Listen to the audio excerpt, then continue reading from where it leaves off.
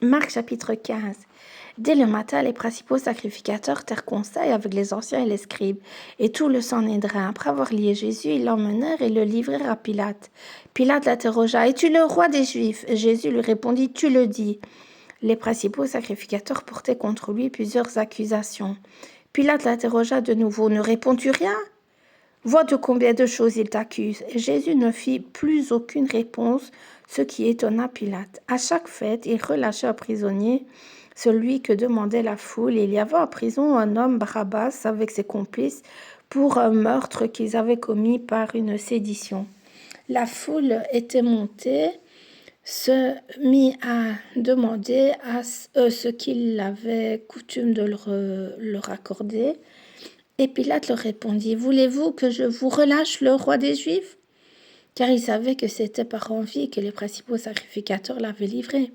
Mais les chefs des sacrificateurs excitèrent la foule afin que Pilate le relâchât plutôt Barabbas.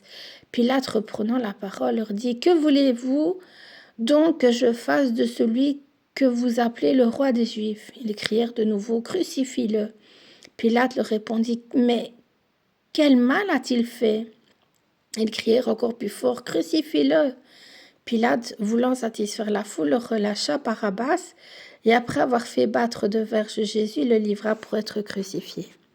Les soldats conduisirent Jésus dans l'intérieur de la cour, c'est-à-dire dans le prétoire, et ils assemblèrent toute la cohorte.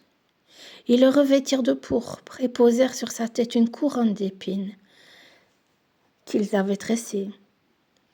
Puis se mirent à le saluer. « Salut, roi des Juifs !» et lui frappaient la tête avec un roseau, crachaient sur lui et fléchissant les genoux, ils se prosternaient devant lui. Après s'être ainsi moqués de lui, ils lui ôtèrent la pourpre, lui remirent ses vêtements et l'emmenèrent pour le crucifier.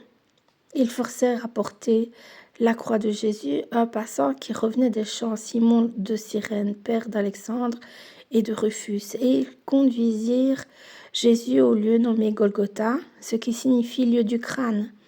Ils lui donnèrent à boire du vin mêlé de myrrhe, mais il ne le prit pas. Ils le crucifièrent et se partagèrent ses vêtements en tirant au sort pour savoir ce que chacun aurait. C'était la 3e heure quand ils le crucifièrent. L'inscription indiquant le sujet de sa condamnation portait ces mots: « Le roi des Juifs ». Ils crucifièrent avec lui 2 brigands, l'un à sa droite et l'autre à sa gauche. Ainsi fut accompli ce que dit l'Écriture: il a été mis au nombre des malfaiteurs. Les passants l'injuriaient et secouaient la tête en disant: « Hé, toi, qui détruis le temple et qui le rebâtis en 3 jours, sauve-toi toi-même en descendant de la croix. » Les principaux sacrificateurs aussi, avec les scribes, se moquaient entre eux et disaient: « Il a sauvé les autres et il ne peut se sauver lui-même. » Que le Christ, le roi d'Israël, descende maintenant de la croix afin que nous voyions et que nous croyions. Ceux qui étaient crucifiés avec lui l'insultaient aussi. La 6e heure était venue. Il y eut des ténèbres sur toute la terre jusqu'à la 9e heure. Et à la 9e heure, Jésus s'écria d'une voix forte: « Eli, Eloi, Eloi, lama sabachthani ?» ce qui signifie: « Mon Dieu, pourquoi m'as-tu abandonné ?» Quelques-uns de ceux qui étaient là, l'ayant entendu dire: « Voici, il l'appelle Élie. » Et l'un d'eux courut remplir une éponge de vinaigre et l'ayant fixée à un roseau, il lui donna à boire en disant: « Laissez, voyons si Élie viendra le descendre. » Mais Jésus, ayant poussé un cri, expira. Le voile du temple se déchira en 2, depuis le haut jusqu'en bas.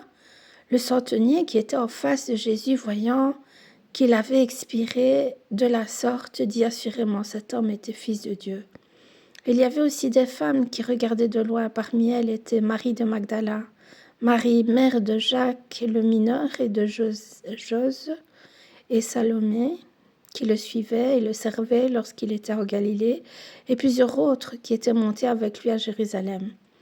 Le soir étant venu, comme c'était la préparation, c'est-à-dire la veille du sabbat, arriva Joseph d'Arimathée, conseiller de distinction, qui lui-même attendait aussi le royaume de Dieu. Il osa se rendre vers Pilate pour demander le corps de Jésus. Pilate s'étonna qu'il fût mort si tôt, fit venir le centenier et lui demanda s'il était mort depuis longtemps. S'en était assuré. Par le centenier, il donna le corps à Joseph. Et Joseph, ayant acheté un linceul, descendit Jésus de la croix, l'enveloppa du linceul et le déposa dans un sépulcre taillé dans le roc. Puis il roula une pierre à l'entrée du sépulcre. Marie de Magdala et Marie, mère de José, regardaient où on le mettait.